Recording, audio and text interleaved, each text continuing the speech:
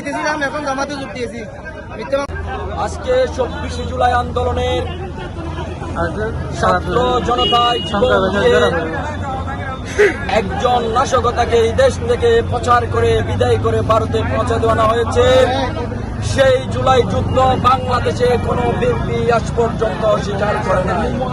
একটু বেশি দুঃখের বিষয় নিয়ে আমি আজকে এই পাল্টা মার্কা থেকে আমি যোগদান করেছি।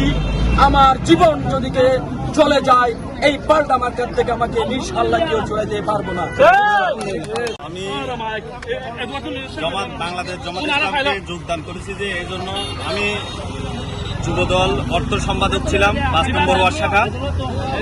আজকে দুঃখের বিষয় হচ্ছে আমরা দীর্ঘদিন যাবৎ আমরা বিএনপি করে আসছিলাম, যার কারণে আমাদের প্রতিনিয়ত আমাদেরকে বারবার নির্যাতন জুলুম করে আসছে। তারা কোনো আমাদের জন্য তারা কিচ্ছু করে নাই, আমাদের বিএনপি করাতে আমাদের জন্য তারা কিছু করে নাই। বিনিময়ে আমরা মামলা খেয়েছি, রাজপথে আন্দোলনে আমরা ছিলাম। আমরা রাজপথে থাকার পরেও তারা আমাদেরকে মূল্যায়ন করে নাই। এই পর্যায়ে এই জন্য দুঃখের বিষয় আজকে প্রাকান্ত মন নিয়ে আজকে এই দাঁড়িপাল্লায় অংশগ্রহণ করার জন্য আমি নিজে আসছি যে আমার স্বইচ্ছায়, কারণ তারা আমাদের একজন নিরপরাধ চেয়ারম্যানকে দীর্ঘদিন যাবৎ তারা 23 দিন মতো জেল কাটাইছে। সেও একজন বিএনপি। কেন আমাদের সেই দুঃখের বিনিময়ে আজকে আমরা পালংখালী ইউনিয়নের 5 নম্বর ওয়ার্ড শাখার আমি আবু সাইদ এই দাঁড়িপাল্লা মার্কায় আমি যোগদান করেছি। সবাই ভালো থাকবেন। আসসালামু আলাইকুম। বিসমিল্লাহির রহমানির রহিম। আলহামদুলিল্লাহ আল-আলিয়্যিল আযীম ওয়া সাল্লি আলা রাসূলিল কারীম। আম্মা বাদ। আজকের দাঁড়িপাল্লার সমর্থনে আরা যদুন মানুষ পালংখালী ইউনিয়নের মানুষ যোগদান করছি বিএনপি যাইরে কিন্তু আর কোনে বুঝি চিন্তিয়ে করছি আর অত্যন্ত হস্তবাহী, অত্যন্ত অশান্তিবাহী। আর এই ভুল আর গরিবল্লা নসার আর সামনে দাঁড়িপাল্লার সমর্থনে দাঁড়িপাল্লার মাঝে 12 তারিখ ভোট দিয়ে ইসলাম প্রতিষ্ঠাতা গরিবল্লা, ইসলাম সংসদ যাইবল্লা এই বলি শেষ করলাম আমার বক্তব্য। আসসালামু আলাইকুম ওয়া রাহমাতুল্লাহি ওয়া বারাকাতুহু। আমরা যোগদান করেছি এখানে, আমরা বিএনপির যেগুলি ছোটখাটো নেতা ওখানে এলাকায় আছে ওদের অতিষ্ঠ হয়ে এখানে চলে আসছে। আমাদের মিথ্যা মামলা দিয়া কিন্দাম মামলা দিয়ে হয়রানি করে সেজন্য আমরা জামাতে যুদ্ধ করলাম আজকে।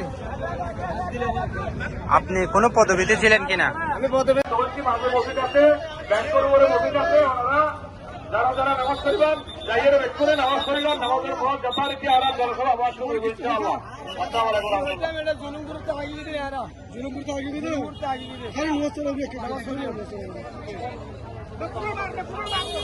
আপনারা কেন চলে আসছেন বলেন তো?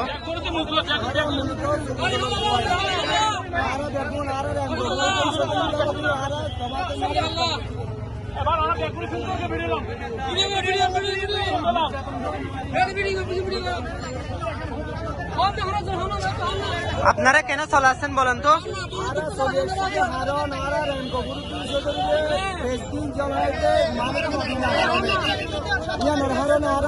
নির্যাতন জামাতে